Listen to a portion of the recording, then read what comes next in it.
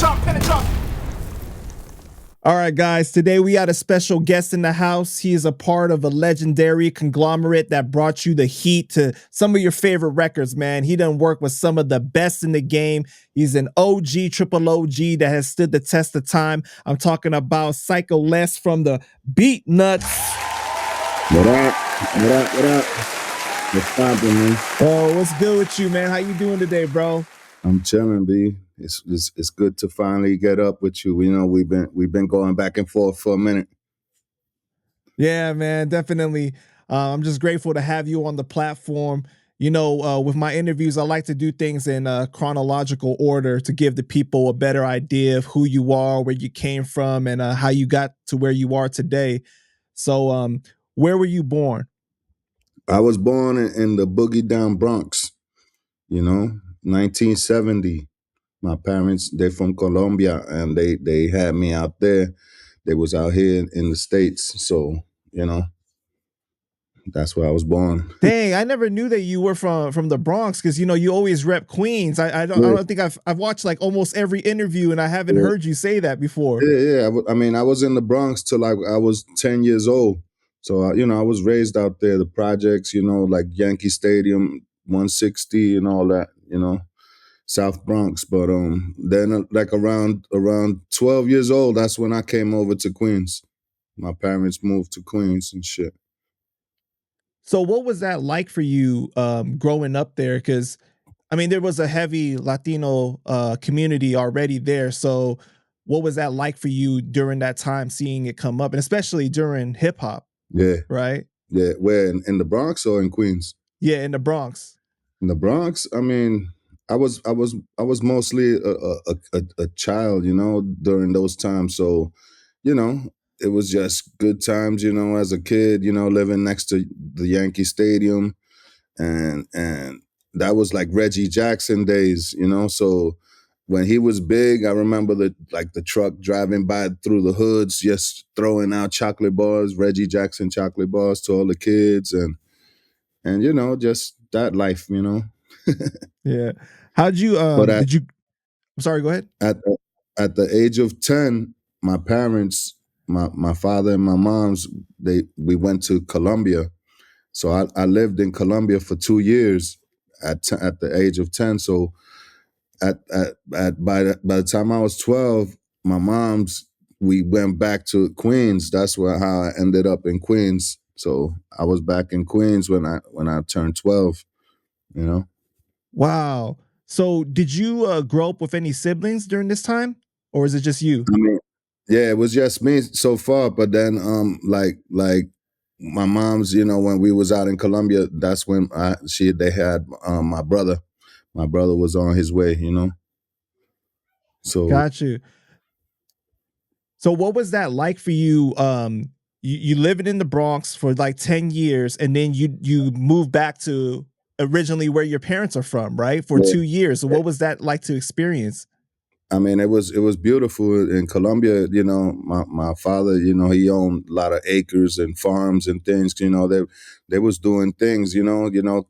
Colombia mafia shit that I was too young to even understand. But like now, I look back, like my pops was transporting guns, a lot of guns. He was packing big things of guns, so he would use the family, so it could look like a family trip, So they see the mother, they see the son, But really, they was taking care of business. I was just a kid, just going for the ride, just watching them load up, packing up things. They used to, I used to see him break down TVs and break down guns and put them into pieces inside the television.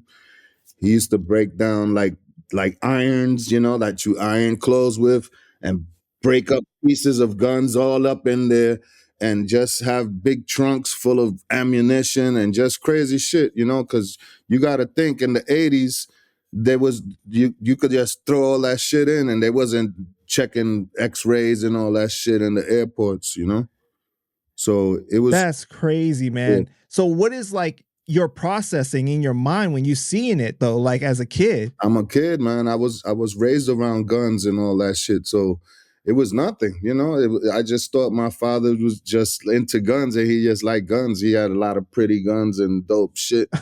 But at the same time, you know, like when I got older, I was like, wow, you know, my pops was doing this shit and doing that, and he was connected in Colombia with a lot of, you know, a lot of things going on. So Right. it was crazy. So what made you guys settle back on Queens instead of going Yeah, back to the Bronx? well, my moms, they got separated, so you know so my mom's was like, I'm going back to New York, and she was like, you want to stay with your father, or you want to come back with me? And you know, I'm 10 years old. I'm like, I'm going with my mom's. You know, I'm not staying out here in some farm. You know, the farm life was dope. You know, riding horses and swimming in lakes and all that good shit. You know, fresh water from the mountains, you know, you could drink that shit, you know, good shit, all natural shit, you know, milking cows, eating fresh eggs from the chickens and you know, killing animals and whatever, eating them, that life. Right. But you had just came from the city life, so it was like it was different for you. Yeah, yeah. It was super different. Yeah, so you know, they even try to put me in a Spanish school out there because all I talked was English and that's all I knew. So I had to go to school. I was out there for like almost a year in school. It was hard, but I learned some things, you know, as a kid, you know. So anyway, by the time I was 12, my parents they separated, and then that's how me and my mom's ended up in Queens, and and I kind of became the man of the house, and my brother was on his way. So you know, so that's going back to Queens is when the love for hip hop started. Like by the time I was 13 years old, 14, that's when I started collecting my first vinyls and all that shit. So Mm. So your dad stayed in Colombia at that time? yeah. He actually had another family. Right now I still got brothers. You know, he passed away a few years back. But yeah, I'm sorry to hear that. I got like two other brothers out there. You know, I still have a lot of family out there. I got to go back out there because, you know, a lot of, you know, dealing with a lot of property and all that shit, you know, that he left us. Right. Over the years though, did you guys still maintain a relationship during that time when you were a kid, or was it like later on in life? With who? With my pops? Yeah, with your pops. No, it's funny because yeah, over the years we lost contact, but then later, like when I turned 30 or 40 years old or some shit, um, my uncle sent me his number and I got in contact with him. And me and my brother, we actually flew out to Medellin and seeing him and hung out with him and all that good stuff. But you know, he wasn't doing too good at that point, but it was still good seeing him and kicking it with him. And once we left back to New York, like not too long after that, you know, he passed. So, but it was good. It was good connecting with him because that little connection and that little time, you know, that's how he left us a lot of shit, you know. Yeah, but I'm sure that also provided like a little bit of healing for you too, though, right? Yeah, yeah, of course, man. It was great seeing him, you know. You older now, so you understand life, and you know, shit is not always gonna be, you know, love and love, you know. People have differences and shit. So I didn't have nothing against my pops, you know, or what happened with my moms, you know, because I used to see him do a lot of fucked up shit to my moms, you know, but I was a kid, you know, so. Right.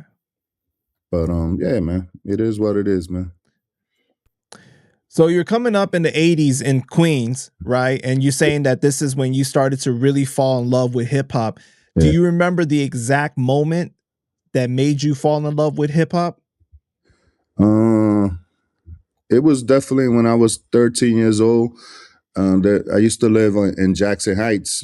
We was living in Jackson Heights, and there was a record store on Junction Boulevard, and I went over there, and I bought my first vinyl piece. I believe it was like Treacherous 3 or some shit. Well, I used to buy all my shit, Sugar Hill Gang, all that shit, all that old school 80s shit. And shit, that's you know, my building where I used to live was filled with a lot of old school DJs. Like I had older DJs that was in their 20s, 25, and they used to do these block parties. So they used to have equipment in their cribs, and us being the little kids in that building, we was always running, bothering the DJs. We would go up to their cribs and watch them play music.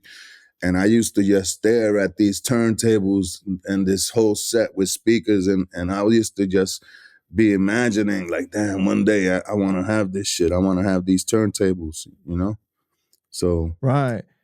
So you're saying that like you saw like basically like park jams going on then during this time? yeah, there's a lot of block parties, a lot of park jams, a lot of just cats DJing in the cribs and DJ crews.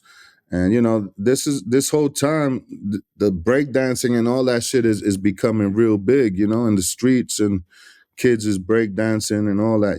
By the time I was 14, 15, yeah, we was all doing that, graffiti, breaking, doing all that shit. Did you see any of it during the 70s when you were in the Bronx?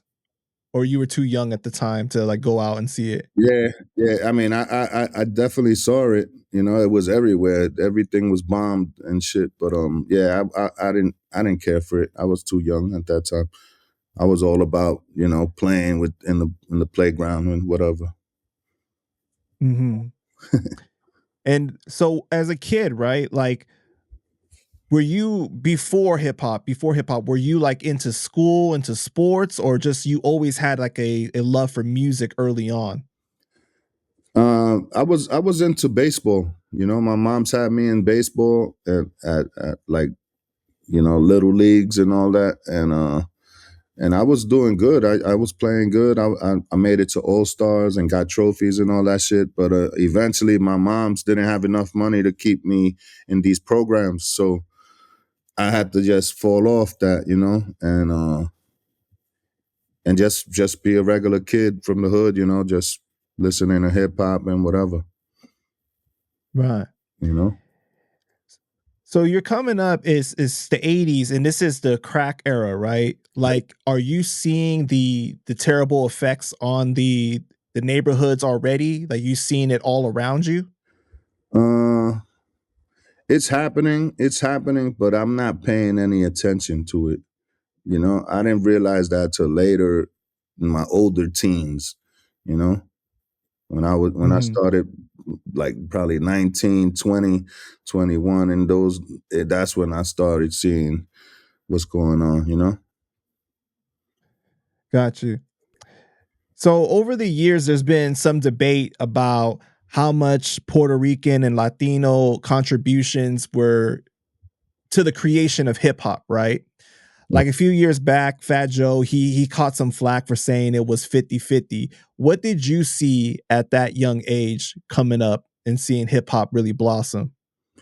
I mean, Latinos was always there, man. I was just kicking it with Charlie Chase the other day, and he's living proof that we was there, from the beginning. And just like he said, in those times there was a lot of the Latinos were like moreno shades, skin shades. So they wouldn't even tell you that they was Latino. They'll just play along and be like, yeah, we just black, and just be rappers and rapping and just being a part of the shit. But a lot of them was Latinos, Puerto Ricans, Cubans, Panamanians, Colombians, Yeah, whatever. and a lot of Latinos, they have the African blood through the slave trade and everything, right? So it's like, you know, you have that aspect of it as well.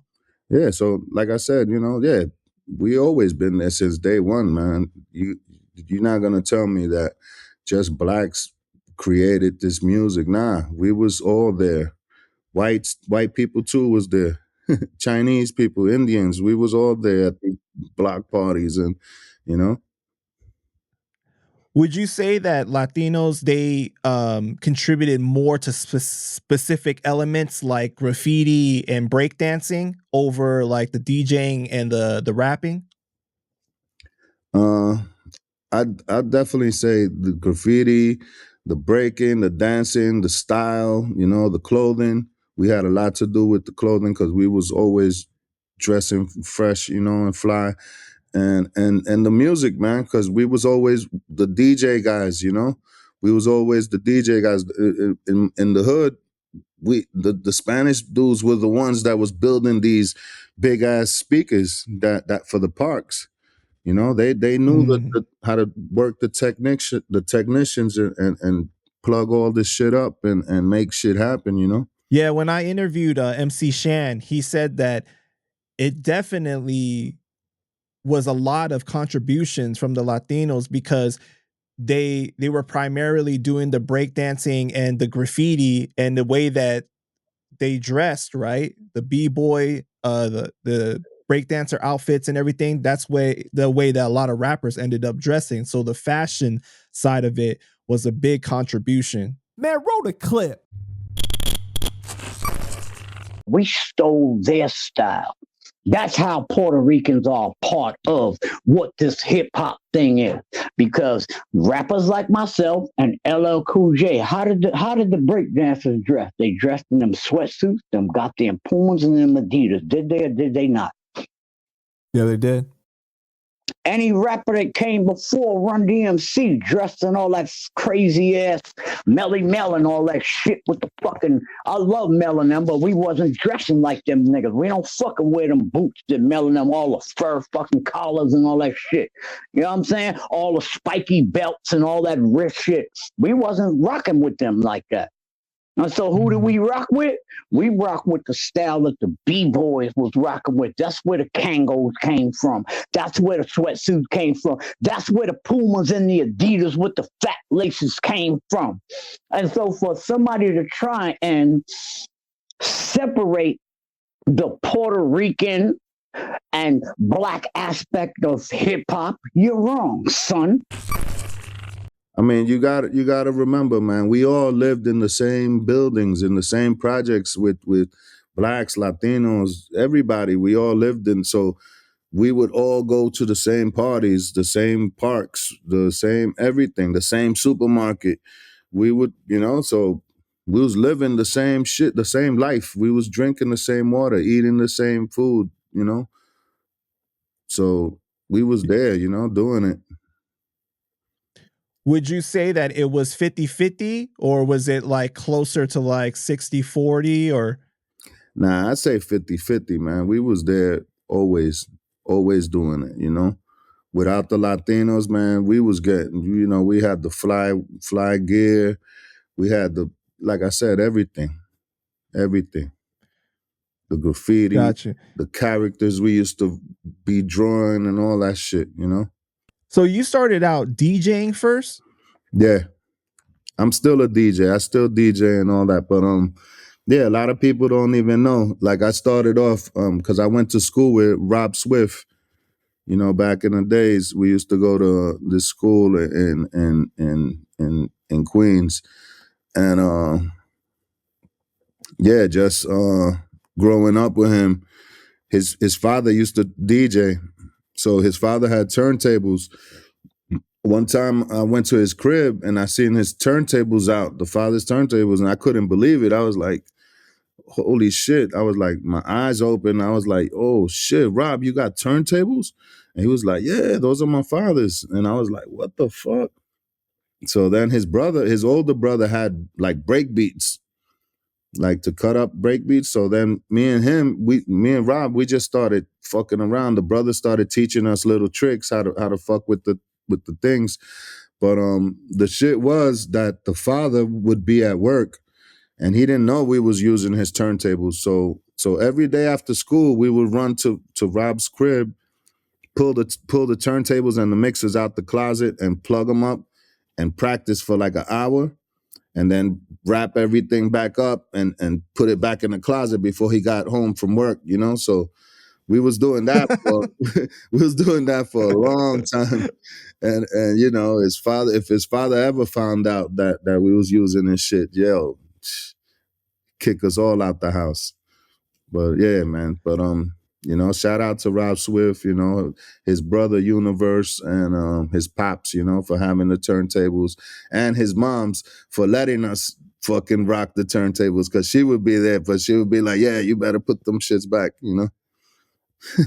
That's dope, man. So then at this is like what, you're 13, 14? Yeah, this is like now we're 15 or something. 15. Okay. And then you said you started collecting vinyl at like 13, right? So Yeah. at this stage, you probably got a great collection already. Yeah, I got crates. I'm building up my little crates. I'm saving my little money. You know, by the time I was 16, I already had a job at a record store, and it was called Music Factory. It was on 42nd Street, and it was like the biggest vinyl store in the city. So everybody used to go to this record store. Like I met Biz Markie over there, like DJ Red Alert, like Kiss FM was like up the block. So Red Alert would always come in like, yo, I need these vinyls, I need these pieces to DJ tonight. So he would just grab some vinyl and shit. And you know, it was a good experience for me, you know. Dang, that must have been like a dream come true, working at the vinyl store when that's like your thing. Yeah. This is like 86 now. So I'm in 42nd Street working, and this is like stick up kids era. Like a lot of foreigners was over there getting robbed, and everybody was getting robbed in the streets, and they would come to the store with shit, stolen goods, and see if we wanted to buy it or something. Motherfuckers would show up with microwaves and whatever, you know, all kind of shit. Yeah. It was crazy in those times, you know. And I used to see these kids, how they operate. Like the stick up kids was crazy back then, because they would throw on a whole bunch of layers of clothes, a whole bunch of, like, they would be rocking like 2 hoodies and 3 shirts under, because they'll fucking rob you, rip your pockets up, and take your wallet, beat you up, run around the block and take the hoodie off, and now, you know, you was looking for a dude with a black hoodie, but now he changed. So now he's wearing a white t-shirt or something, you know. So it was crazy, like how they got away with shit. And there was no cameras in those days, so the buildings wasn't filming shit, you know. Right. Yeah, it's not like New York now, right? Yeah. There's a camera everywhere. You can't fucking, you know. Right. So during that time, since you were so into music, do you think that like stopped you from getting into the streets, or like were you getting in trouble yourself as well? You know, I was definitely in Queens. We was doing some dirt. You know, I had a lot of friends doing dirt, and you know, sometimes I'll get caught up involved. You know, but after a few things, you know, a few things I did, I was like, you know what, this ain't really for me. You know, like I can't see myself doing this shit forever. So I just stuck to the music, really. And around that time, Rob's older brother had some friends from Philadelphia, JMD and Fats, you know, R.I.P. Fats. So Fats was like a big drug dealer in Philadelphia. So, you know, he had all the fresh Fila suits. He would come in the fresh cars, gold everywhere. And this is like I said, like 86. And he put us in the studio, you know, because Universe brother used to be rapping. So I used to write a lot of his raps. Like I was writing for him. And then his friend used to be a rapper. He used to rap ill, Javon. So, you know, we started going to studio and making these demos and putting shit together. And after a while, they fucking killed Fats, you know, in Philadelphia. They you know, shit just caught up to him, and they killed him. So there was our budget for the studio, so we couldn't go to studios no more. So, you know, that was already like 80, 87, 88, you know. So around that time, I had another friend in Queens. His name was DJ Locomo. He was my next door neighbor. We both had turntables and vinyl and all that shit, and we always used to be, scratching and watching all the hip hop shit on TV. So he was like, "Yo, I'm gonna introduce you to my boy. His name is Jerry. He likes DJing and he digs for records too." So I met Jerry, who turned out to be JuJu later, and that's how we connected, man. We just would always go to the fucking record stores and all that. So around that time when I met him, hold on.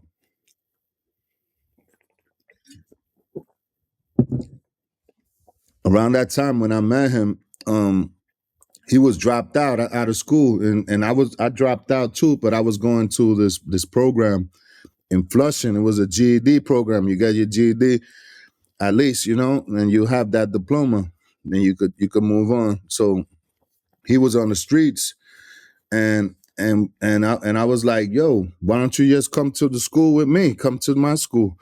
And he was like, "You know what? I'm a fucking go with you, since I'll have somebody now that to kick it with in the school. I know you. We'll go to school every day together. We used to meet up, jump on a train, and go to the shit." So we was already, he was a DJ, I was a DJ, my boy Locomo was a DJ. So we used to make cassettes with break beats and these little, beats and all this shit, and go to the school with beats. And we had some MCs in that school, and they started calling us the beat kings. Like, "Oh, they come the beat kings, they come the beat kings and all that shit." So that name stuck through, and we just, JuJu had met Africa from Jungle Brothers, and he invited him. Wait. Before we get into that, because I know where you're going, but at this time, are you guys selling the beats to these rappers too? Nah, we're not selling shit. We're just making tapes of beats and just making shit. Just there was no money. We wasn't even thinking about money. We were just sharpening our skills and getting nice with the shit, So it was pure at this time. It was out of just love. There wasn't no idea. Yeah, it was a hobby. It was a hobby. It was actually a hobby. It was our hobby. Just to buy records and DJ and just to enjoy the turntables and all that shit. But earlier you were saying that you were ghostwriting at the time, like 17, 18, that you were ghostwriting around that time. I was already writing. Yeah. Yeah. Did you have any idea that you wanted to rap at that time, or you were just like, well, I can write, so I'm just going to do that for some people? Or Yeah. I was just that, I didn't even like my voice because I always wanted to sound like Chuck D. Like I wanted the deep voice and shit. So but Rob Swift is the one that talked me. He was like, "Nah, you got a good voice, B. You got an ill voice. You could sing, you could rap, But yeah, I got the demos. I'm selling the whole package on my website. You listen to those demos. Yeah, I was writing a lot of that shit, And this is like 87. It's crazy. It's like 87, 88. We put out this project, and so it's crazy, And like really taking it back to the record store. When I used to work at that record store, it was called Music Factory. There was this other kid. He wasn't a kid. He was a little older than me. And he was the cashier dude. His name was Lenny. And one time I went to his crib. He took, we was doing something, but he was like, "Yo, let's stop by my crib. I got to pick something up." So we went to his crib. This motherfucker had a whole studio with every fucking equipment, and it was all full of dust. Like he never used the shit. And I was like, once again, like my eyes opened. I was like, "Yo, what the fuck you got here?" I used to go to people's houses and just discover shit, and I'm like you're not doing nothing with this shit. So I would make shit happen with their shit. So I was like, "Yo, what the fuck?" He had an 808, a TR 808, and a Roland 707 drum machines. So I was like, yo, you're not using this shit. Sell it to me. He was like, yeah. So give me some money. And so at that time, I was like, damn, I don't got no money, but I got this fat fucking gold chain. I had bought a fucking Dookie chain, like Run DMC, you know. In those days, like I had paid like $800 for that chain. It was 14K, you know, that shit was official. So he was like, all right, fuck it. Boom. So I took the chain off, gave him the chain, and I left his crib with the TR-808 and the 707. And that's really what started my whole productions, you know. Now I'm like 17 in the hood, coming back to the hood with a fucking drum machines, and now I'm incorporating the drums with the turntables and all that shit. So Now let's just highlight the fact that you were willing to give up being fly yeah, for your dream, showing true sacrifice right there. That was yeah, a yeah, smart move because yeah. you got to remember $800 at that time was a lot of money A too. lot It of was a money. lot more Yeah. money. Yeah, $800 is what? And I was a kid, like, you know, like I said, I was like 16, 17 years old with this fat chain. And the only reason I could afford it is because I was working, you know. My moms didn't buy me that shit, you know. So anyway, funny story is that two weeks later, this guy lived in the Bronx and they stuck him up for that chain. With a I gunpoint. was just about to say that. I was about to say, like, yo, you made yourself less of a target because Yeah, you got rid of the chain. yeah. But you know what? That's life. Like there was a reason for me to buy that chain. You know, that's how crazy life is. Like I didn't know the reason that chain was gonna come into it. You know, like so. Yeah, they stuck him up, and he came back to me like, "Yo, you almost got me killed." You know, I was in the park at 2 a.m. in the Bronx. I was like, "What are you doing?" You know, like at 2 a.m. in the Bronx with this fat chain that even if you put it inside your shirt, it's gonna be sticking out of your neck. Like you can't even hide that shit. It was so fat. And Right. so yeah, that was my investment, man. I was like, take that chain, enjoy it. I'm you know, like right now, I still have my TR-808. And if you look up the price on that bitch, that's like 10K. You know, That's the crazy. 707 is whatever. I ended up selling that one in the hood to some other kids that was rapping and shit as a kid, but I kept my 808 because I knew that shit was special. So yeah, But that's I bet you though, like having the drum machines brought you so much more joy anyways because of you being creative with it. It was yeah, doing more than yeah, just having the chain around your neck. yeah. That chain didn't, you know, it was cool. It made me look dope. It was dope, but to me, like that's how much the love for the music was. Like that shit didn't even matter. I'd rather have equipment any day. And to this day, I don't even wear chains or nothing. I put all my money into my music, you know, so Right. crazy. So you guys end up meeting Africa Baby Bam, right? From the Yep. Jungle Brothers. Yep. And they introduced you, he introduced you to the native tongues. Native tongues, yep. And every day now me and JuJu was in this school program, and it would finish like we'll be done with school by like 1:00. So every day 1:00 we'll jump on a train, go down to Manhattan and go chill at the studio. You know, it was called Calliope Studios, and Jungle Brothers, De La Soul,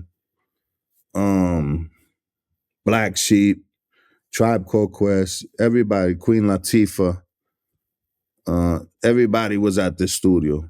And they was all on the come up, like they wasn't even famous yet. Everybody was just rocking demos. And you know, I already had been in the studio, remember, working with the Philadelphia dudes. So I already had a little knowledge of the studio. I had drum machines in my crib already and a lot of shit. And me and JuJu had a lot of break beats that we used to cut in. So we had a lot of shit. So yeah, just go in the studio and putting our little inputs and with Jungle Brothers and sometimes we would give them little records, flip these drums, you know, a little break beats, little 45s or whatever. So, you know, I was there through a lot of that shit, Forces of Nature and all that shit with Jungle Brothers. Wow. And what was it like? Like, what was like Q-Tip like and everything at that time? Like seeing the early stage. I mean, Q-Tip was just like us, man. He would love digging for records. Like me and JuJu used to be digging for records in Manhattan, and I'll be going through the crates, and all of a sudden I feel a finger tapping me on my shoulder. I'll turn around and it's Q-Tip. I'm like, oh shit. So we'll just all end up digging and shit, you know? And it's crazy because talking about digging, like me, Large Professor, a bunch of us used to go to the record conventions. And you know, the record conventions is you got vendors from everywhere with the best break beats and the best records in the world, and they cost a lot of money. So we didn't have too much money. So we used to be like bagging them a lot, like stealing a lot of records. And we had our little thing that we used to do. Like one dude would entertain the guy, and the other dude will just be stacking them up, boom, boom, in a bag, in a duffel bag. And so yeah, we used to do a lot of crazy shit. Like me and Large Professor, we made this record store in Manhattan go out of business. We were stealing so much. Yo, we were stealing so many records. It was on 11th Street and Broadway. You know, I could talk about it because it ain't there no more. But Statute of limitations too. Yeah. But yo, funny stories, like you know, we got a song with Large Professor. If you listen to that song, it's called The Originator. He talks about it in his rap, but it's funny. You know, what year is this? This is this is like late 80s, like real late 80s, like 89 maybe. 89. Wow. Yeah, maybe 90.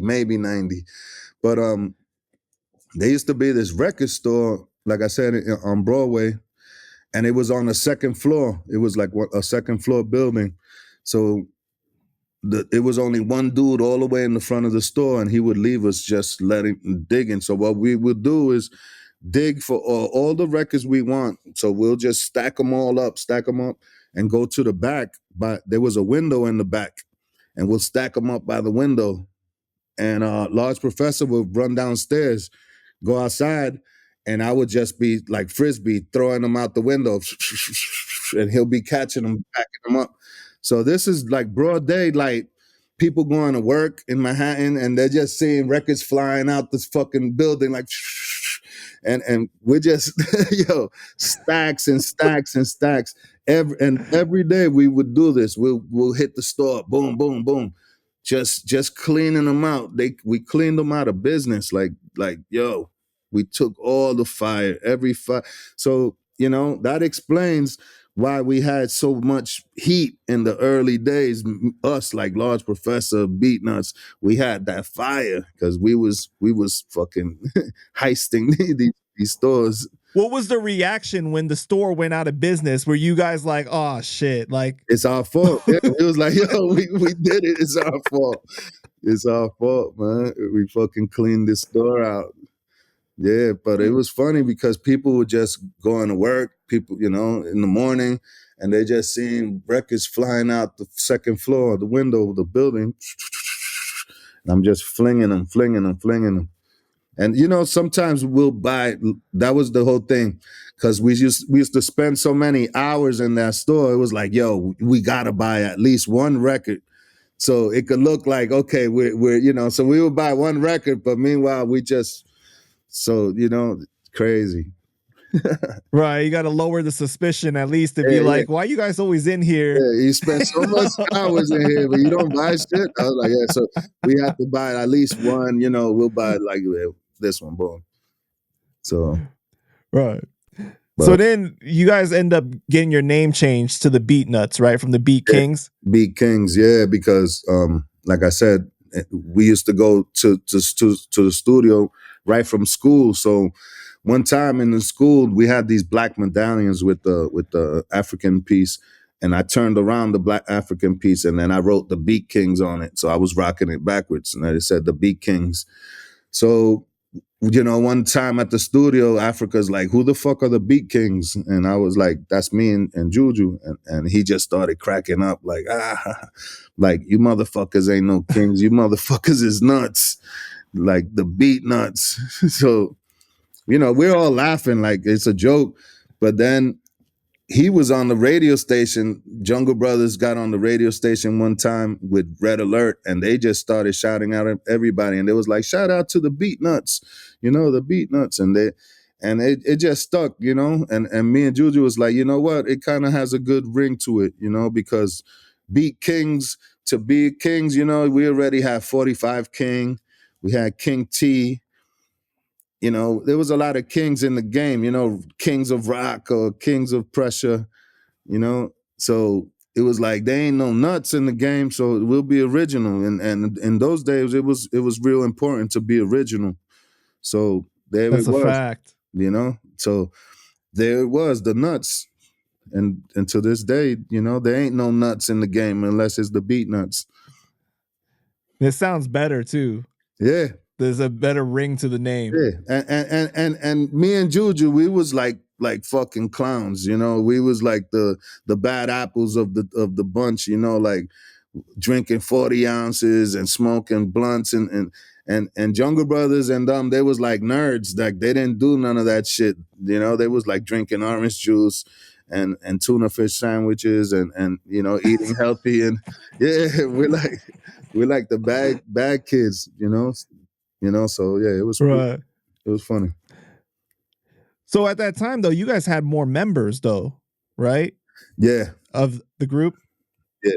It was one more member we had, and his name was Al Tariq. I mean, his original name was Fashion. And that's because me and JuJu was mostly doing the beats and the production. And like JuJu used to have a 4-track in his house. And so every day we would go to his house too and start looping beats. And we had so many beats and so much music, but we didn't have no raps. So we was like, you know what? Give me that pad and that pen. And me and JuJu just started writing and start grabbing the mic and laying verses down. And we started doing it so much that like, you know, people in the hood would hear them shits. We would play them at little basement parties, and people was like, yo, this shit is dope. This shit sounds dope. So we was like, damn, this shit, you know, maybe we could do this shit, you know. But we were still doing the beat things. Like we was like, yeah, we just want to be the beat dude. So we need one dude that's just gonna be a rapper. He just raps. So my boy Ronnie, he was like, yo, I'm gonna introduce you to my cousin. He's an ill rapper. So he brings him in, and that was Fashion. So we met Fashion. We started doing demos in JuJu's basement. We had a whole bunch of demos done. Crazy demos. And this is around the time where we're Jungle Brothers, you know?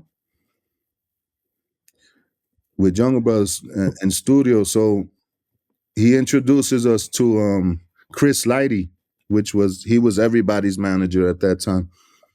Violator. Yeah, Violator.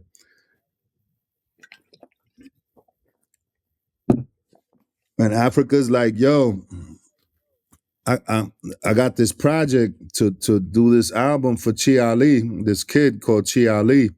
He's from the Bronx. But my hands are full. I can't do this shit, so I'm gonna pass that project to the Beatnuts. He told Chris Lighty. So then Beatnuts at that time was doing demos. I mean, you know, with Fashion and all that shit. So we went to the studio with Chi Ali, and so all those Beatnuts demos turned out to be new Chi Ali songs. Now we turned those songs into Chi Ali. So you guys ghost wrote it too, then? Yeah. Because we used, you know, so when you hear Chi Ali's album, that all those songs was really Beatnuts demos.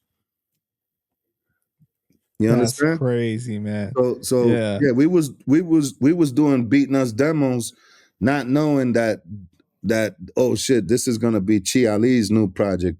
But that's what Chris Lighty wanted. He was like, yeah, I want to use this song, I want that song, and just flip it. So yeah, it was a bunch of us, Dove, R.I.P. Dovey David, and Black Sheep, Drez, and Fashion, and me, and JuJu, doing the whole Chi Ali album. We was ghostwriting the whole shit and producing and showing them how to rap and all that shit. Cause, you know, Chris Lighty was like, this kid, he's just like a cute kid. He's like 13, 14 years old. In those times, there was other kids out like Chris Cross. And so that was like a big thing back then, to come out with a little kid that raps and shit, So yeah, we flipped that whole album and put it out. And that was, it came out through Relativity. And when Relativity was like, yo, who are these guys, the Beatnuts, that they've produced and they did the beats for all this shit? Who are these guys? Like, we want to sign them, So that's how Beatnuts ended up getting the deal through Chi Ali project, because they was like, yeah, who are these guys? They wrote and produced. Those are the guys we want to sign, the Beatnuts. So that's how we got our deal, and we started doing the Beatnuts projects after that. Were you guys getting a lot of money though from that Chi Ali project? Yeah, man. Believe it or not, we was getting more money than ever. So you guys weren't like getting taken advantage of or anything like that? Nah. I mean, there was a few little things. You always gonna get fucked in the beginning, but we was getting some good money, man. We was getting some good money. I can't complain, man. Like. So at what point does Fashion end up leaving the group? He leaves like later on. He wanted to just do his solo shit. And our first project, we was doing the album. He got locked up because he was still on the streets doing his thing. Upstate. So he got For street level or for Intoxicated Demons? Intoxicated Demons. Yeah, okay. So he was locked up. We're doing an album, a full album. So he gets locked up in the middle of the album, and we just got half of the album done. So that's why we put out the EP. So he was like, you know what? He was like, you know what? We're just gonna make this an EP then, and we put the EP out, and that's why you see a lot of those songs. It's just me and JuJu in the video. You don't see out Fashion because he's locked up. So you see Rain of the Tech, So now that's the reason why we put out an EP. It was really supposed to be a full album. So yeah, he gets back out of jail, and that's when we did the next full album, the Beatnuts, Street Level.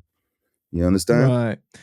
Which is considered a classic. Yeah. Like it's like on people's lists, like it's crazy. Over the years, so many like different outlets have said that it's in the top 50.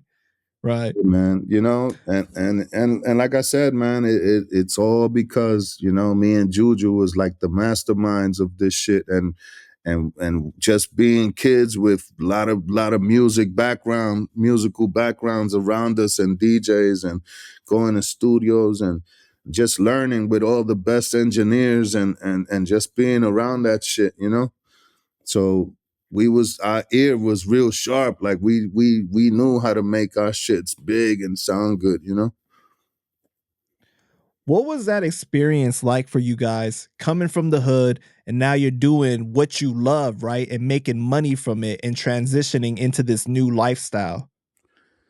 I mean, it was crazy, like it was crazy. I never thought it was gonna last. I'm thinking, this is just gonna be a phase. We'll do this for a little while, get some money, and we'll end up working somewhere else again, in a store or something. But but yeah, man, it just kept getting the fan base just kept getting bigger and bigger, and the demand, and just learning more about the business, man, because we didn't know shit about this business. We just, I'm still learning shit that I'm like, wow, you know. Right. Wasn't VIC a member Yeah, of the Beatnuts as well? VIC. What happened with that? Uh, he was a part. He was involved in a lot of the EP stuff and a lot of the album stuff too. You know, he was like the fourth member of Beatnuts, and like when we met VIC, he was a house DJ, a house producer. He used to make house beats. Mm. Like he didn't do no hip hop. So just meeting us, and we put all our shit together, all our gems together, and everything. You know, we met some good engineers through him. You know, because he used to be mixing house records. So you know, house music, you know how to do all the good tweakings and plugins, and you know all that good shit. You know, so definitely, man, VIC was a good link. You know, and we still working with VIC right now. You know. That's dope, man. So when you're doing the second album or the first album, really after the EP, then it's just you guys. It's just you as a duo at that point. Yeah. Because after that album, that's when Al Tariq decided, you know what, I'm gonna just branch off and do my solo shit, you know, and it was just the Beatnuts. So that's when we did Stone Crazy, was the first album of just me and JuJu. You know, so Got you. so at that time, the labels used to give the groups budgets to go to the studio, and so those first two albums we did them in studios with engineers and everything. But every time we would go there, it would be a party because all our friends from the hood would come. It was just a big party, you know. Every session was a party. If you listen to those songs, they sound like party songs because it was a big party going on.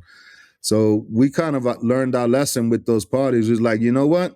Instead of partying and all that bullshit, let's take that budget and buy equipment.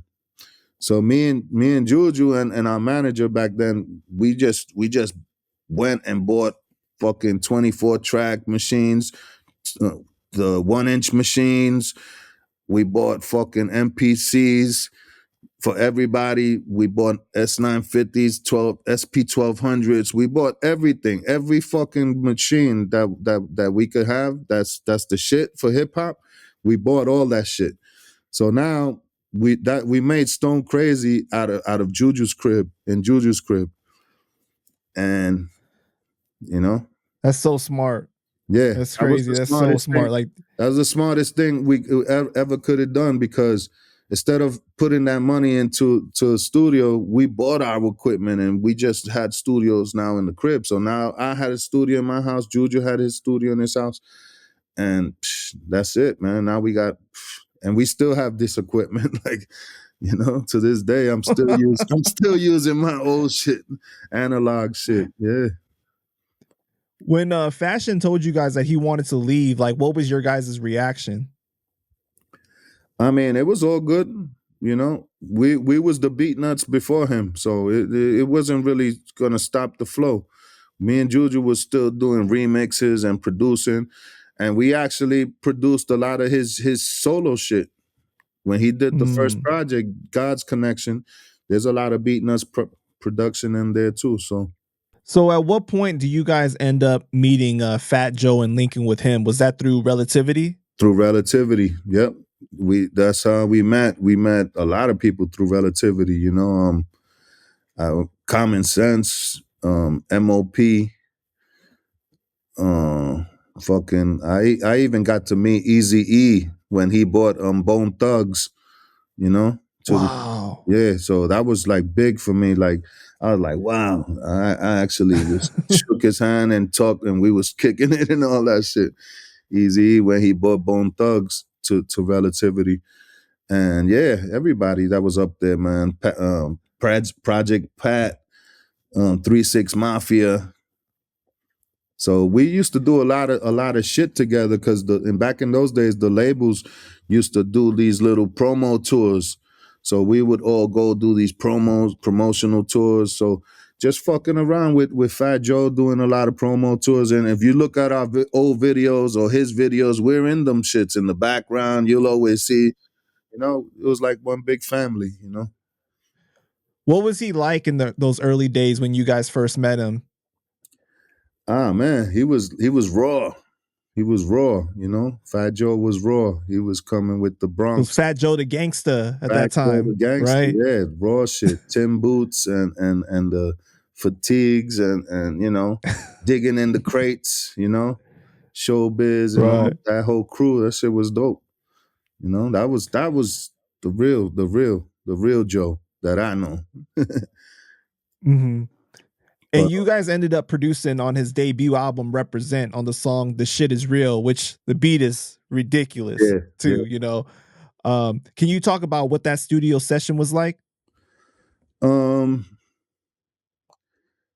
I mean, I don't even think he was there because we was doing a lot of remixes for so the remixes you don't have to be there. The vocals was there, but you know, Oh, he already had the vocals recorded yeah, and yeah, you guys added the beat? yeah.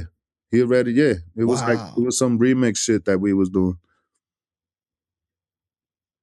That's crazy. So like did he have recorded that to another beat first? Yeah. Or how did that work? What song was this that you talking about? The Shit Is Real. The Shit Is Real. Yeah. He, damn, I forgot what beat was that. Trying to remember. I'm not sure if it was a Off the remix that we first. did or if it was the original one that we did. But yeah, I don't even remember him being in the studio, you know, but we would see him a lot though at events and stuff, you know. Got you. So how did you guys end up meeting Big Pun? Well, Fat Joe introduced us to Big Pun. And then we just got real cool with Big Pun because he used to love the Beatnuts. He was like, "Yo, you guys are my heroes, man. I love you guys." And we loved him too because he was like super lyrical, you know. So we started bringing him to Queens, you know. We had a little studio out there and in Queens, and he would come through, and we will just be playing beats and shit, and just, you know. And that's how, you know, the whole shit, you know, we started doing beats for his album, and we eventually wanted to do something with him. And once we had the studios in the crib, that's me and JuJu had these two beats we had 2 beats that we wanted Big Pun to get on, and we was like, fuck it, let's just take the 2 beats to him and let him pick them. So we drove out to the Bronx one day and to pick up Big Pun, and we played him the 2 beats, and he was, you know, one beat was like a slow, rugged beat, and the other beat was the up tempo, the beat off the books. So, you know, he told us, he was like, this beat is dope, the slow beat, but if we use this beat, we're gonna fucking blow up. So it was like, all right, we're just gonna go with whatever you say. So he already knew. So that beat is gonna take us over the top. So we went back to Brooklyn and we just dropped it. You know, I remember we had a minivan. We had to take the whole back seat out because that motherfucker didn't even fit back there. So we had him like sitting on a crate or some shit back there, like so he could have, you know, have. Was he like 400 at this time? Like Yeah, 350, 400? yeah, he was definitely up there. So yeah, so you know, went banged it out. Cuban Links even came with us, and Triple Six was supposed to come that day, but he didn't make it. So the song ended up being just 4, and it was perfect because it was two Bronx and 2 Queens cats, and it was perfect, you know. Let me ask you this, okay? Because I heard that Cuban wasn't even supposed to really be on that song, but Pun told them like, hurry up and write. Is that true? Yeah, I mean, yeah. The plan, we didn't have no plans for Cuban to be on it. The main shit was to get Pun on the shit. But Cuban Right. was like, he came along because that was his right hand man, Big Pun. Everywhere you see Pun, you're gonna see Cuban right next to him. So Cuban was an ill rapper too. So like he we was just in the session, and us as MCs, we're just gonna be writing. We was all just writing, and Cuban was writing too, and not knowing if he was even gonna get on the track. He was just writing. So Pun kicked this shit, and then I think he told Cube, "Yo, just go in there and say that other shit, that verse." Boom. So he banged out his shit. The shit was fire. It was like, fuck it, keep it. And then JuJu came in, boom, boom, killed this shit. And then I finished my rhyme, boom, I killed my shit, and that's it, man. That was, the rest is history. I And remember. then you guys came up with the hook after, Yeah, right? yeah, we came up with a hook. Like we was just all thinking about a hook, and I was going through some pages, and then I found the little piece of some shit that I wrote. It was like, it's off the hook this year. We getting mad money off the books this year. And then Big Pun, like a light lit up in his head, and he was like, bing, he was like, ain't nothing but crooks in here. And everybody was like, that's it, say no more. So JuJu was like the hook master. We would always say, JuJu, go do the hook, go do the hook. If you listen to a lot of Beatnuts records, JuJu's doing the hooks. So yeah, man. I know you said that Sace was supposed to be there, but there's a rumor that he actually laid a verse. Is that true? I don't think so. No. Okay. I don't remember it. I wasn't there for that, but yeah. Nah, that song was done. We laid that hook, and everything was, rest is history after that. So the beat that Pun didn't choose, did you guys end up using that beat for something else, or is it a known beat for a song? I mean, I played Fat Joe and Big Pun, Watch Out Now, and they passed on that one, And actually, wait, that was the second beat? The second beat, yeah. And they passed on that shit, yeah. Because you gotta remember, like like nobody in those days was really doing the up tempo beats. Everybody wanted the slow hip hop, hard shit, the hard shit. We actually we did a Violator compilation, and we did a song with Watch Out Now, and Chris Lighty was like, nah, we don't want that song. We want this one. So we did the Beatnuts Forever with Triple Sace on the hook. Got my eyes on cheddar as I strive to live live and better. So it was more underground, more hard, So we was like, fine, no problem. Me and JuJu already knew Watch Out Now was a banger. So we was like, no problem. We'll keep it for our album. And you guys had the foresight. You already saw it coming already. Yeah. And you gotta remember, man. like off the books, that shit dropped in 97. But me and JuJu already had that beat like prior 4 years ago already. We already had made that beat. It was just floating around. We was just playing it around in to ourselves and at the parties, basement parties. We were playing that shit in the car or whatever. So we already knew, yo, this beat, one day when that shit comes out, niggas ain't ready for this one. So would you say that you built like a relationship with Pun prior to even doing Off the Books? Like you guys were pretty tight before you even laid that first song? Yeah, super tight, man. Like we would do shows together, and if he did a show, he would invite us, and we would just bust out on stage with him. Or if we did a show, he would come out, bust out, and the crowd would go bananas. We did a lot of shit, So JuJu ended up producing Beware off of Capital Punishment, right? Yep. That beat is just crazy too.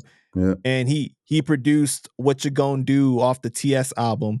Was there a reason why you guys didn't do more work with Pun, or like there's stuff that was unreleased? I mean, not really. I mean, he was getting a lot of producers beats, and it was just getting hit with a lot of different shit. So, you know, he just wanted to try out a little bit of everybody. So, you know. Got you. VIC did a lot of work for Big Pun too. VIC. He did the boomerang. Yeah, I saw that too. Yeah. And Cuban was on Slam Pit with Common, right? Which was off the a Musical Massacre album. How did you guys come up with the concept for that song? I mean, Slam Pit, that was just a beat I had, and it was like I had the hook, the Nas hooks, slamming MCs on cement or some shit. Slamming MCs on cement. So we was like, fuck it, Slam Pit, you know. But yeah. What album was that? That was A Musical Massacre. Yeah, so that was after Off the Books. So we was cool with Cuban now, and we knew Cuban had some fire. So boom, he jumped on that album too. That album, like that was the Old Star album. Like every song we had Carl Thomas on that shit. We had Bismarcky. We had Dead Prez. You had the big budget. Yeah, we had the big budget, and we was, you know, we had everybody. As a matter of fact, Big L was supposed to be on that album. He came to the studio. Wow. Yeah, he came to the studio in Soho. We had a little studio in Soho, and I sat there. I played him beats. He liked 5 beats. 5 beats he took. And then I asked him, yo, you want to write your shit here or take it home, write to it, you know, and come back another day? He was like, yeah, I'm going to take it home and just write some ill shit and come back. So fine, he took the shit. Like a week or 2 weeks later, his manager calls me like, yo, they fucking killed Big L. And I was like, what? Yo, I couldn't believe that shit. That shit broke my heart, B. Because Big L was mad family too, and he was a good dude, B. Mad quiet. He was a quiet dude, you know. Big L was a quiet dude.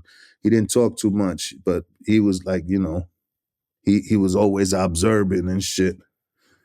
But yeah. And to think that if he had just wrote it there with you guys, that it would have ended up on the album. Yeah, it was that close. Yeah, he actually took the beats and he was writing to them shit. Who knows? He probably already had some shit ready. You know? Do you remember which beats that he took? Like, did they end up becoming songs? I mean, yeah, there was probably songs that we used, you know, like a lot of those beats, you know. So for Slam Pit though, right? Was Cuban on there first or was Common on there first? Because that's an interesting pairing of those two MCs. Yeah, I mean, we didn't care back then. We was just throwing motherfuckers in the studio. If you was there with us, yo, get on that shit. Yeah. Like I remember walking to the store one time and I met this dude and he had his little brother with him. His little brother was like 13 years old, and they was like Beatnuts fans, like, yo, we love you guys. And I was like, yeah, just come up to the studio with us. And we ended up throwing the little kid in the booth, like talking some shit. We would always do that. Like just whoever's in the studio in the sessions, we would throw them in there and just, so a lot of records got. So real spontaneous. Yeah, it right? was nothing planned. Like the song with Grand Puba, he was working across the hallway and we was like, yo, come check this beat out. And it was the you know, so he was like, yo, I'm gonna have something for this. He came, banged it out, and I think we gave him like a few 45s for him to flip, like, here, take these beats. And he flipped them for his album and shit. So there was no money ever involved. There was always a favor for a favor. Like, we'll give you a beat, you give us a verse, you know? Well, it was like the bartering, like the trade, the fair trade. Yeah. So that's how we was doing it. So you guys had a good working relationship with Joe, right? With Fat Joe. You guys ended up producing Misery Needs Company off of Don Cartagena. That was with Nori on the song. You produced the title track. Off of Jealous One Still Envy. Yeah. But after that, you guys really didn't work that much anymore. Was there a reason for that? I mean, the reason is, fucking, I mean, I think Fat Joe just changed this whole flow.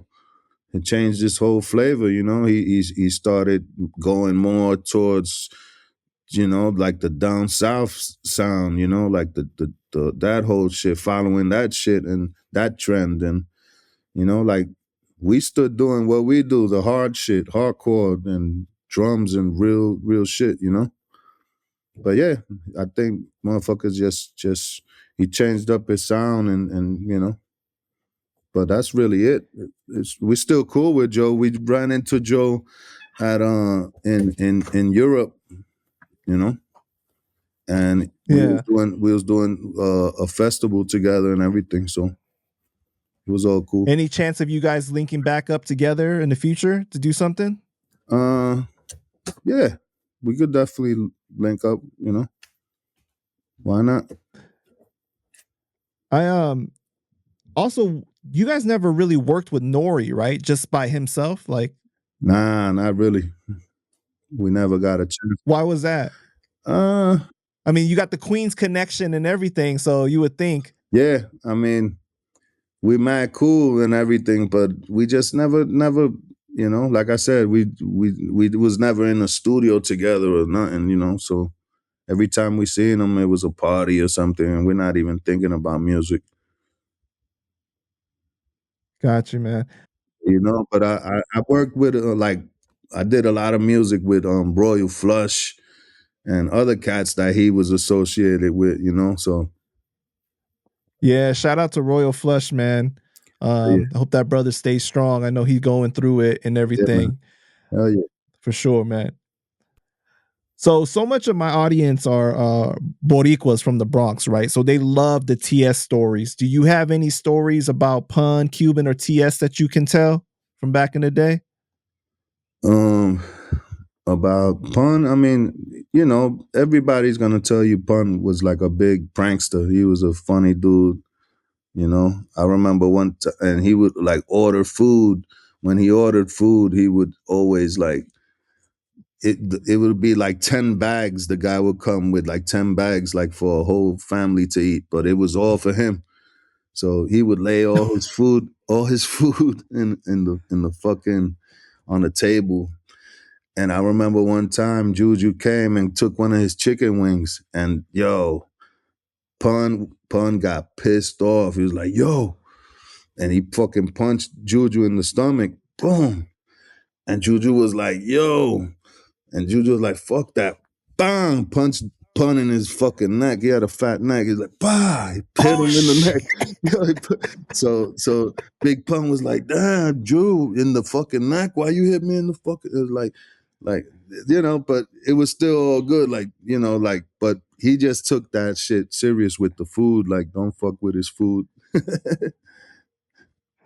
Who was there for that incident? I was there.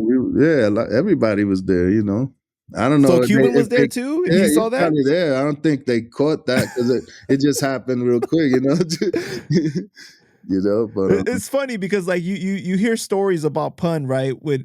I've heard people say that he would pull up to White Castle and order a whole bunch of burgers and then hide a few of them and said, "Hey, I'm missing the burgers." Different stuff like that. And like the manager would be really mad. Like that was like a ritual. Like you get to the studio and the first thing everybody's ordering mad food. Even the kids was like down in some stupid hero sandwiches and shit that I was like, damn, little kids killing like, big hero sandwiches and shit. But yeah. Pun's kids? Yeah. Wow. Pun's kids too, eating big, like, I was like, hey man. But that was a thing, man. We would always, like I said, the studio was always like party time. We'll be ordering beers and food. And another time, another time, Pun was shooting a video, and this motherfucker's just dropping bombs, like just farting and letting gas out, and And motherfucker like, yo. And anytime he would do that shit, like he'll like everybody gotta clear the whole fucking room. So one time one of the production dudes left his phone like right there. So he was like, watch what I'm gonna do. So he took the phone, he lifted up his stomach, and in between his fucking the fat of the lines, he rubbed the whole phone. So, Oh, so you know, back then the phones had the buttons, all the little buttons and all the shit. That shit right. was all filled with cheese, all cheese from his stomach. Just yo, and it smelled like ass and everything. Yo, when the dude came to pick up his phone and talk, he was like, yo, what the fuck? Like, yo, so yeah, you know, Pun was such a character, man. Like I heard stories where like he would go into the room and get completely undressed and then like get on the bed and be on all fours and then tell like his homies to come in and just see him butt ass naked like that. oh, It's man, just crazy, right? Like who yeah, does that? crazy. Yeah, a lot of crazy shit. You told a story one time about him in the studio with the apple. Oh yeah, and they fucking he had a blank gun and he told his boy, yo, shoot this apple off my head. So the dude shot it, bah, and he just like tilted the apple like it fell off, like he just shot it. And the engineer was bugging, and then they closed the door, and they was like, engineer's next, you next. And the engineer was like trying to get out the room, like, no. It's like, you're gonna do it with a grape now. We're gonna put a grape on your head. Yeah, they had the engineer shitting in his pants, and then, you know, they finally told him, nah, it's a fake gun. I saw a video from 2016 of you and Cuban on stage performing off the books at the Blackthorn, right? Okay. And then I also saw the pun tribute at SOBs, and Cuban said that you guys are the ones that really put him and pun on. You guys really started it off. How has your relationship been with Cuban over the years? Ah man, we cool, man. You know, I kick it with him. As a matter of fact, I was just in Florida, and I was talking with him on the phone because I think he was out there working on some stuff, and yeah, I told him, you know, he's working on some stuff to hit me up, you know. So yeah, we still cool, man. You know, Triple Says I haven't How, seen him in a long time, right. but yeah. I keep it cool with everybody, man. Like I don't get in the middle of beefs and all that shit because, you know, that's not my problem, man, you know. Right. Yeah. You don't That's get the into way I all the like politics and everything. I'm if I'm cool with you, I'm cool with you. I don't care who you not cool with, and that's your problem, you know. I think that's dope, man. But you know, like in this industry, it's a lot of politics, and people feel like, oh, if I fuck with so and so, then this person's not gonna fuck with me. Yeah, And nah. you know what I mean? Like it's a lot to like walk around people's emotions and shit. Yeah. I see a lot of motherfuckers doing that shit. Like, you know, oh, I can't talk to you because I'm done with so and so. Or, man, be a fucking grown man. You know, do what you got to do. Yeah, man. But how does it feel to know that you guys were responsible, you know, as you guys are Latino and you guys helped put on some of the best Latino rappers? I mean, shit. That's like I said, man. That song took us over the top. It took us all there. You know, like that's what Pun got his big deal from. You know, that's how Fat Joe got all those millions and all that shit. You know, after that, everybody wanted to sign Pun after Off the Books. You know, and Right. you know, it was like it was a combination of everything. That beat. Motherfuckers, that beat to this day is like DJs chopping that shit up and cutting it, and people freestyling to that beat. It's like, you know, that shit ain't going nowhere. It still bangs, you know? Yeah. And a lot of people, you know, a lot of people used to tell me and JuJu, like, you know, a lot of haters like, oh, that song only blew up because of Big Pun. That song only blew up because of Big Pun. So I was like, so me and JuJu was like, all right, it only blew up because of Big Pun. So hold this one. Watch out now. Dun, dun, dun, dun. And it was just me and JuJu, and that song blew up even bigger. So that just to shut all the haters up, like, motherfucker, it don't matter who's on the beats. Is the shit is fire, is gonna be fire, you know? Right. But yeah, you know. And Cuban told me to tell you that he needs some beats. Nah, I already talked to him. He already know. I got something for Q, you know? Hell yeah. Have you guys spoken to Chris Rivers about working together? The man is a beast. Yeah, I mean, just like his dad. I tried to reach him a few times on Instagram, but you know, like, motherfuckers just be in their own world, you know, and you know, he's on that stubborn kid shit, like, I don't want to mess with nobody of my dad or from my dad's era or all that shit. Like, you know, I want to make it on my own. And that's how a lot of these young kids be, like, they don't want to mess with their parents, you know? They just want to do, you know.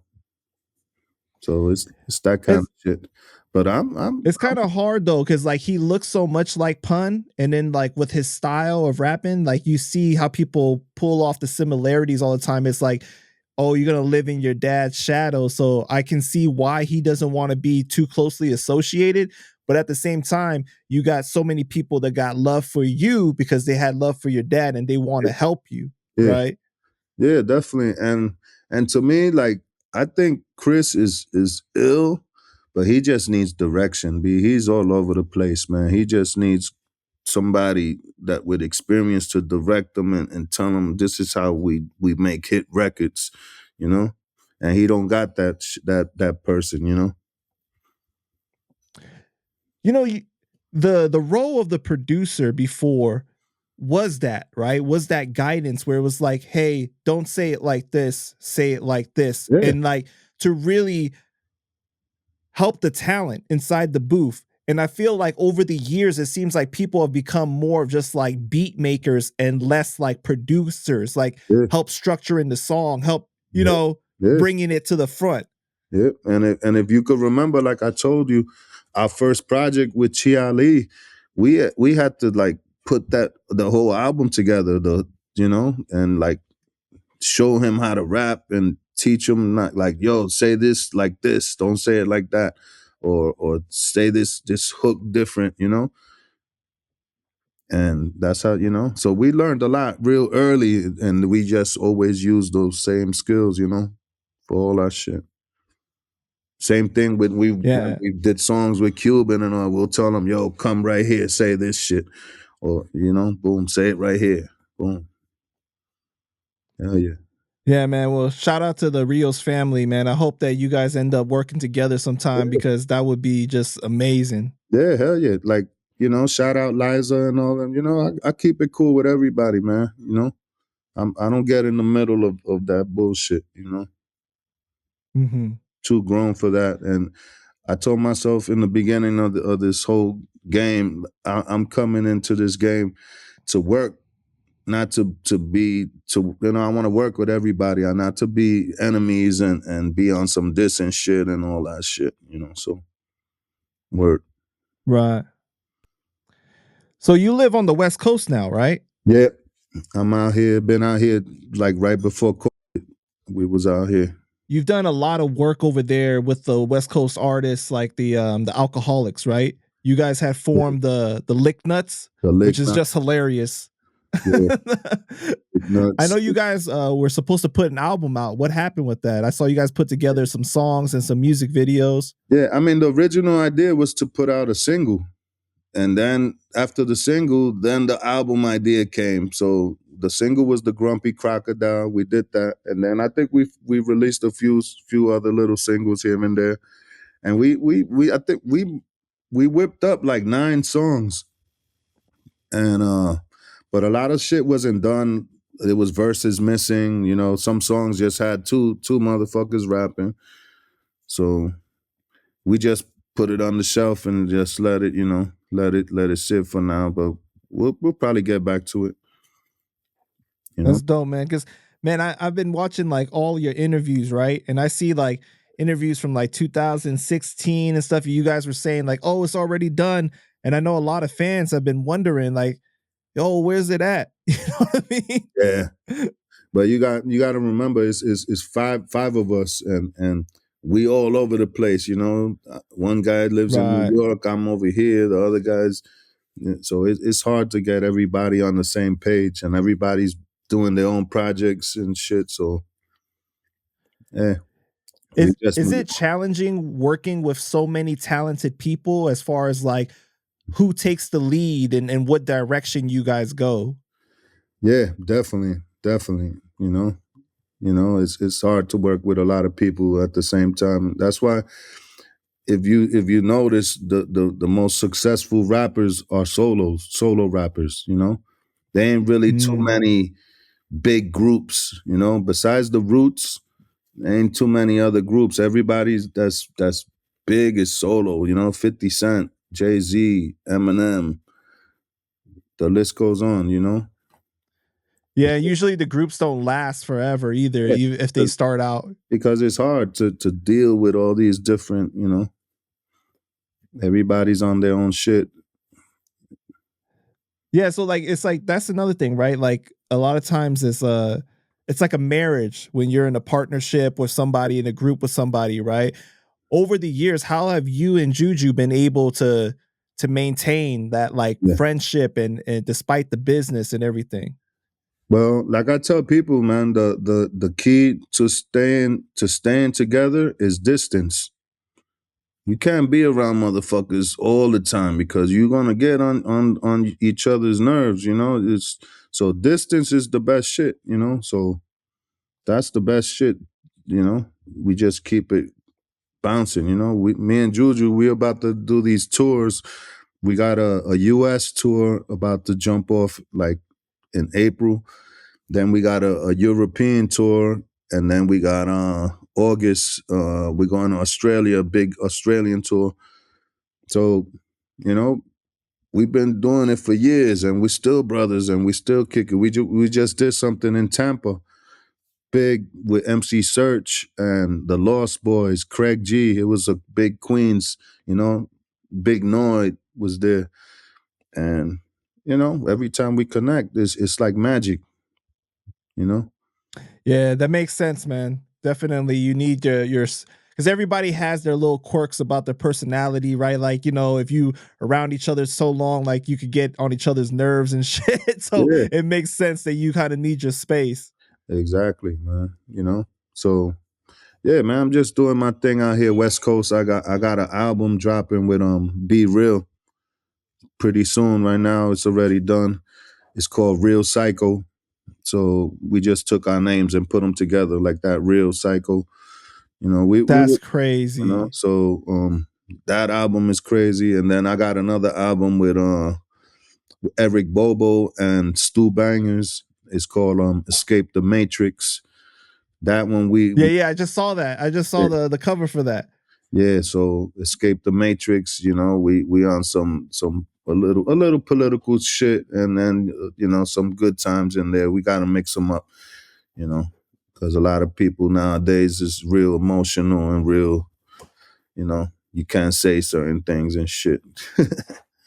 Yeah, that's true, man. That's you know, it's funny because like coming from the era that you come from, it's like you see the sensitivity level now, right? It's Yep, just on another level, bro. Like exactly. I can't even imagine like for you like to see, you know, to even see that because you're older than me, so you must like the whole quote unquote political correctness and everything like it's Yeah, ridiculous. yeah. Everybody, you know, it's real emotional now. Everybody, you can't really say shit. Or you know, they pulling the plug on you or or whatever, unfollow you. I know the cancel culture and then like they get rid of your bag. It's just like Yeah, man. all that. But yeah, you know, just gotta do it, man. So you're a co-host on the Dr. Greenthumb Show, right? With Be Real. Yeah. How did you end up linking with Be Real? I mean, me and Be Real go back. You know, he was always in New York back in the days when Cypress Hill just came out, and we would always be at the same parties and shit. So you know. So we always kept in touch, and I would always run into him overseas, you know. We'll be crossing paths and shit because we're doing a lot of the same shit, working with the same people and shit. So you know, one day we just had an idea. It's like, yo, why don't we do a project together? You know, so we started doing this project. It was probably maybe like 5-6 years ago already, but it's done now, and we got like 14 joints about to bang people with. So you know, it's that good hip hop shit again. You know. Right. And where did the idea come from for you to be on the podcast? I mean, there was it was never a plan. I just, you know, I moved out to Cali because I wanted to get away from New York. Because we just, me and my girl just had a baby, you know, so a baby girl, my daughter. Congratulations, bro. Yeah, so I was like, you know what? I don't want to raise my daughter in New York. You know, I'm tired of New York, and New York was just had me drained already. I was like, I couldn't even think in New York. So we moved out to the West Coast. At the same time, I was like, you know what? I'm doing this album with Be Real, so it'll make more sense for me to get in the studio in California with Be Real and finish up the album. So just me by going to the studio to work on the album shit, I seen that they was doing the podcast and all that, and then B was like, yo, you want to DJ? You want to, you know, and then just come and be a guest one time. I did the smoke box, you know, they do all the interviews and all that. And Right. and you know, just little by little, they just start inviting me, and next thing you know, I'm just a regular there. Yeah, so it was. How do you like being on the podcast though? And like, cause I know you guys have guests sometimes too. So it's like now you're on the other side of it, you know, you're used to being interviewed all the time. Yeah, I mean, it's cool, man. You know, it's cool. It's cool because, you know, I get to meet a lot of people, and, you know, a lot of people that I met on the show, I'm working. I got them on the album, you know, like we did an interview with Too Short.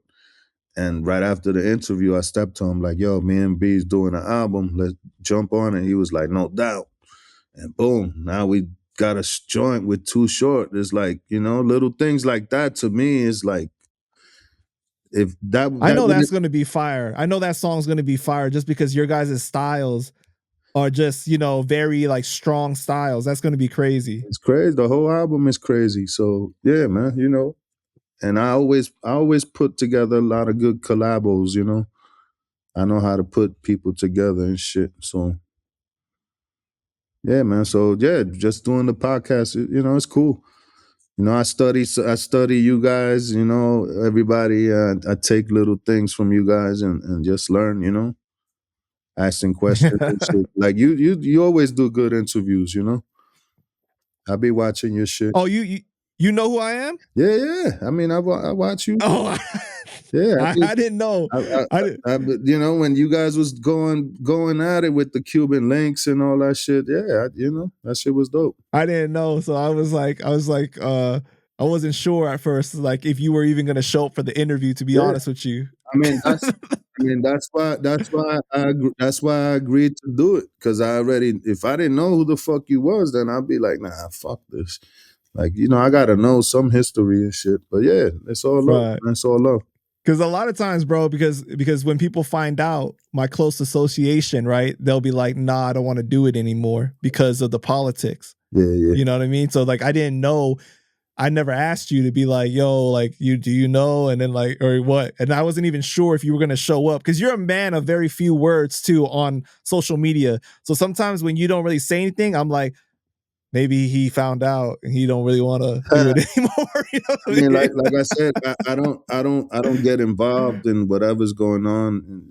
I keep it about me. So whatever, I don't even know what you're talking about right now, and it's probably even better that way. But yeah, whatever it is, man, it doesn't even, you know, has nothing to do with me, man. I'm doing what I do, you know, Beatnuts, psycho less shit, you know, whatever. Right. Name your top 5 Beatnuts beats. Wow. No escaping this. Se acabó. Off the books. Watch out now. Reign of the Tech. Oh man. That's 5. I could keep going. Turn it out. Do you believe? Oh man. A lot of bangers. All right. Name your top 5 beats of all time from anybody. Except for you guys. You know what I mean? Like, yeah. Man. Definitely some Primo beats, you know. I like Primo shit. I like the old Gangstar shit, you know, like the Who's Gonna Take the Weight, you know, shit like that. mm-hmm. Diamond D, old shit, you know, Showbiz, Large Pro. Like Wait, you don't got specific beats though? Like specific ones, like where you like that's that one. Yeah, I like Faking the Funk. It's one of my favorite beats. Another one of my favorite beats, Killer Man, DJ Muggs. Oh, that beat always bangs. Muggs doesn't get the props that he deserves, bro. Yeah, nah, he gets his props, you know. People know what time. But I think that he deserves a little bit more though. You know what I mean? No doubt. Hell yeah. Nah, come on, B. He's part of the reason why Cypress, you know, had that sound, you know. Right. But yeah, man, so many beats, man. Biz Markie shit, you know, Vapors was a classic. A lot of I like a lot of Marley Marl shit too, you know. Marley production, like the symphony, that shit sounds stupid. If you had to name your top 5 producers, who would be in it? Larry Smith. That's real hard, huh? Yeah, I would say Larry Smith because I want to start there. Jam Master Jay, Marley Marl.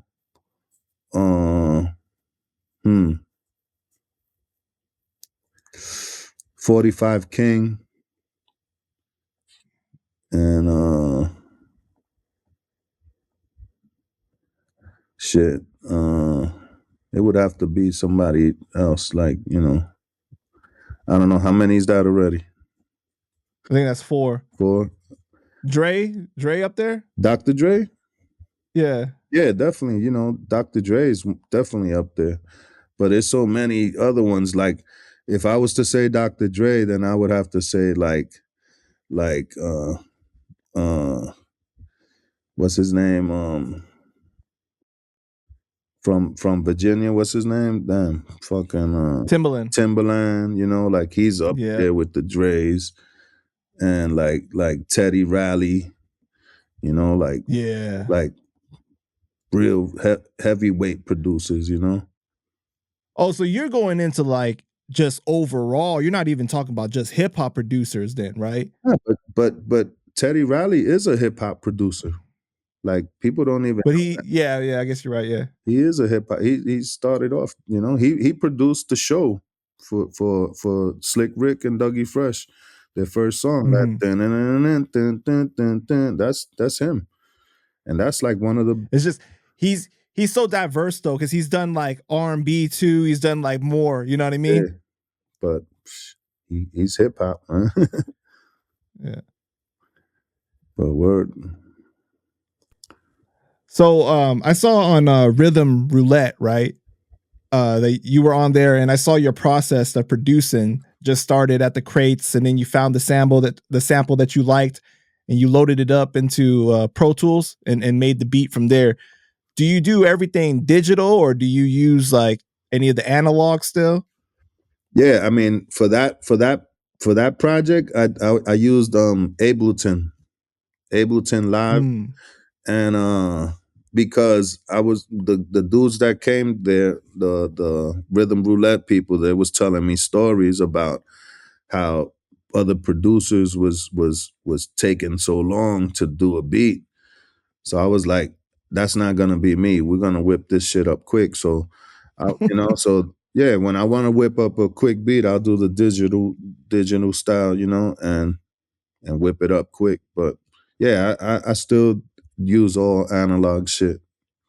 It's nothing like it, man. I already experienced with everything, man. The sound is different, right? The Yeah, warmth the of it. sound, yeah. Just everything. You just, you're not gonna get that sound out of those new machines that's coming out What is like your main piece of equipment then, would you say? right now. I mean, that I use Yeah. is just the main shit to me is my S950. That's all the monster shit comes from, and I trigger it with the MPC, Nice. and then When it comes to producing, how do you decide like, okay, I'm gonna do this by myself versus I'm gonna take this to JuJu? Like, how do you guys determine that?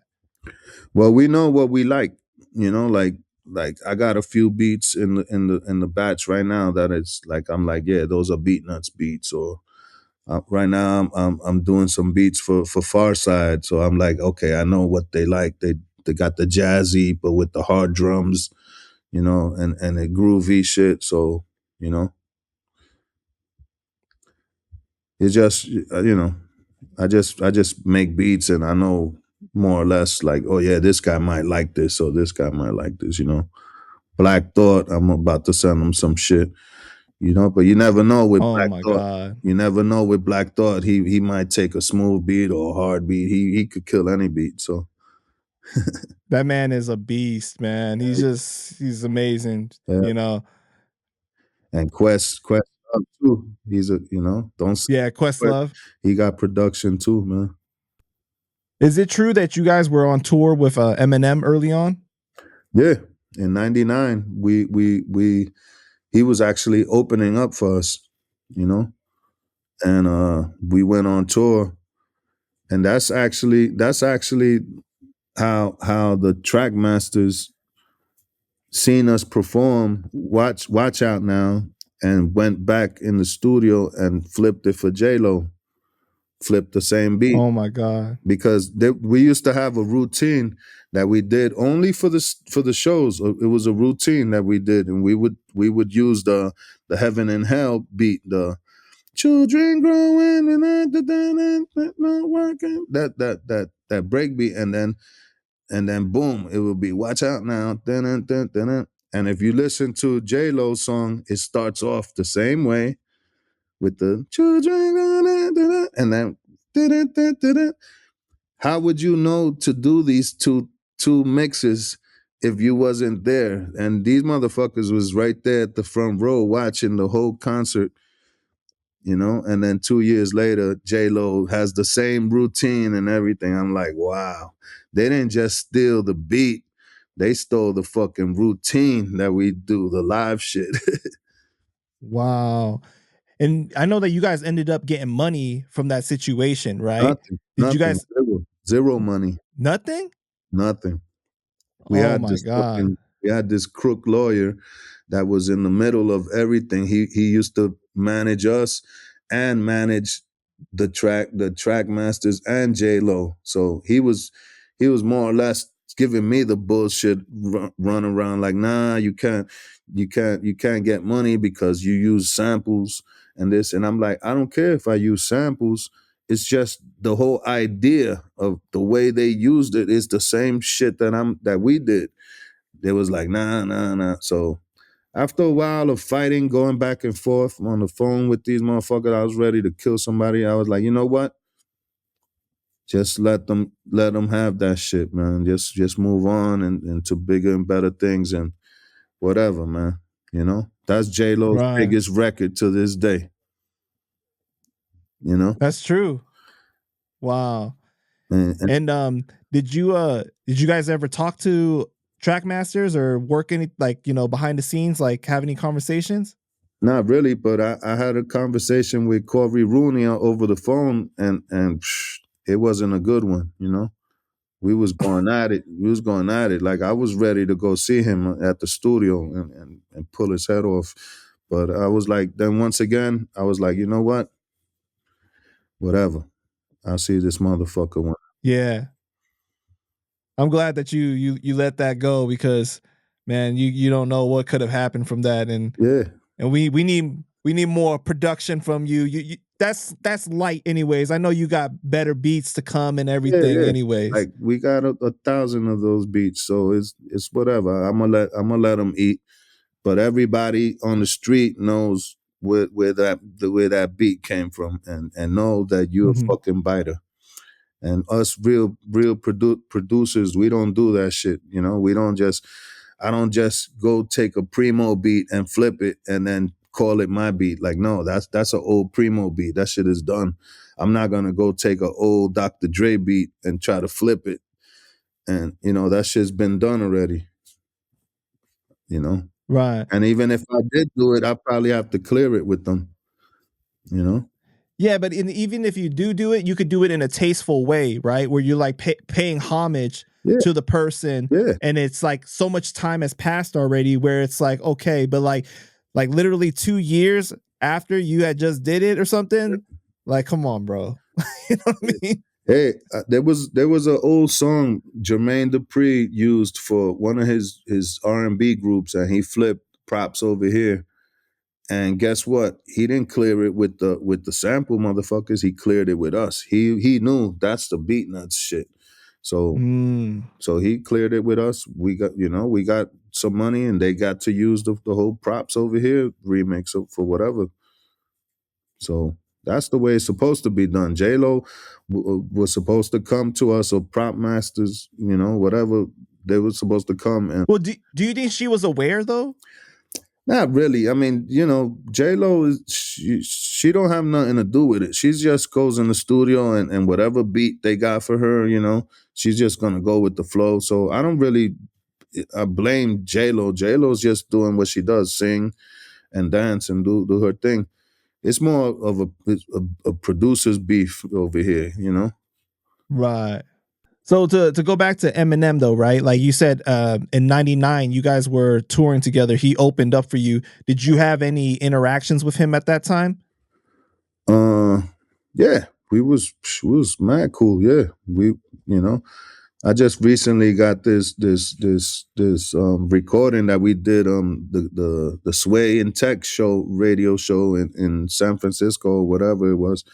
It was me and Eminem and Guru freestyling back to back. And so shit. I'm about to put that out, you know, for people to download. But and I used to be telling people the story always like, yo, it was me, Eminem, and Guru just freestyling. And finally the recording showed up, popped up, and it was like, now I could show it to the people. People think I'm talking shit. For real? It sounds like, wow, you Guru, like, you know, like, but yeah. Right. Yeah, hell yeah. And this was before he put out the Slim Shady LP? This is around I mean when we had him on tour, he just had the hi, my name is hi, my name. Okay, so he just had the single out. Single, Gotcha. yeah, that was that. That's all he had. But yeah, after that, I think his manager, they all ran with the little crew together. Him, the lawyers that I was messing with. You know, we had like some shit, you know, that I remember I was in the basement one time at one of the venues with Eminem. He was there, everybody was there, and I'm rolling some weed up on the chair, and then the manager, he's like a big doofball. He fucking came running down the stairs, and then he kicks the chair like boom, so all the weed goes all over the floor. So I'm like, my first reaction is like, yo, you fucking dick, look what you did. So he took it all personal, like, why you calling me a dick? I'm like, why do you think? Look what you just did. So, you know, but besides that, and you know, he was like, oh, my bad, you know. But I think, you know, he took that to the heart and he just kept it, you know. That shit stood with him forever. So to this day, they on some I'm like, whatever. Fucking Paul Rosenberg. The Yeah, fuck, man. exactly. we need That's to all. we need to hear a Beatnuts and Eminem Yeah. collaboration, man. Come on. It ain't like I said, motherfuckers is emotional. You know, you can't call somebody and like fuck that. I didn't say nothing crazy. You know, you did something. But your interactions with Eminem was always positive, Yeah, though, yeah, outside of the yeah, management yeah, thing. yeah. Nah, we cool. You know, and even Paul, if we run into Paul, like I don't carry no grudges, and that shit is done with. You know, but it was just Right. funny to me. Did you and M ever talk about working together though? Man, not really. Not really, but it would have been dope. I've heard Eminem rap into like a Beatnuts music. You know, he redid "No Escaping This." I don't know if you heard that one, but yeah, that's as close as it's gonna get. Yeah. But you know, like I think Eminem now he ain't really messing with like a lot of sample music, anything with samples, and he's producing a lot of his own shit. You know, Right. keep the money in the bank. You know, so it's all good, man. You know, we still, you know, him and Proof. You know, Proof was on that tour too. Proof was definitely a good friend of ours too. You know, we would always be running around doing crazy shit. You know, Man, rest in peace to him. yeah, you know. Yeah. Do you remember where you were when you got the news that Pun had passed away? Hmm. I really don't remember, but I know. Yeah, I think we was in Europe, as a matter of fact, and then you know we couldn't believe it, man. We couldn't believe it, but we got back in time to go to the funeral and all that, you know. So we was there, man. That shit was crazy. Yeah, man. It's a real unfortunate situation for sure. Just I feel like he had so much left to accomplish, you know what I mean? Yeah, man. I mean, super lyrical, man. That's all I gotta say. Everywhere Pun went, he always had this little black notebook with him, the little school notebook, and he was always writing. We could just be kicking it, and he'll just be writing down ideas, I guess, and just a lot of shit, you know. Isn't it crazy that till this day, like how many years has it been now? What, 23 years, right? Since he's passed away, Mm-hmm. that there's not been a better Latino MC than him. Like there's not been one that's like come out that is better comparable to him. Nope. Yep. And if they do come out, they like sounding like him, trying to sound like him and rap like him. Like, nah, B, that ain't making it for me. You know, when Pun came out, nobody rapped like Pun. The closest thing you're gonna get to Pun, I tell motherfuckers, is Cuban Links and Triple Seis. If you want, that's the closest you ever gonna get to those flows and that kind of Bronx rap, That's that Bronx flow, Yeah. That's and that's why I tell motherfuckers like you guys are sleeping on Cuban and and Joe too, Like Joe could have kept it, kept that fire going. But, I guess, they got their differences that I don't know nothing about. I wasn't there. So Right. Well, Les, man, I just want to thank you for your time, bro. I appreciate you. Is there anything you want to say to the fans before we go ahead and wrap it up? definitely. I mean, if you're on the IG, follow me at psycholess.official. And the website is thepsycholessshop.com. Got a lot of shit, snapbacks, the funky hoodies and t-shirts. Yo, I was just on there today. You got some crazy stuff on there, bro. Like it looks like real quality. I'm gonna put a link in the description of the video so that people can check it out. Yeah. Thank you, man. But yeah, we work hard over here, me and my girl, and we, make things happen, we want good quality, you know. We don't like bullshit, you know. No doubt, man. Just like the music. Music gotta be good quality. Everything we do is gonna be good quality, you know. Absolutely, man. I'm looking forward to the new projects coming out. You guys make sure that you guys go and subscribe to his IG. Check out the new stuff. Check out the shop and everything. And man, bro, thank you so much again. I appreciate it. No doubt. No doubt. Funky Panda. Salute.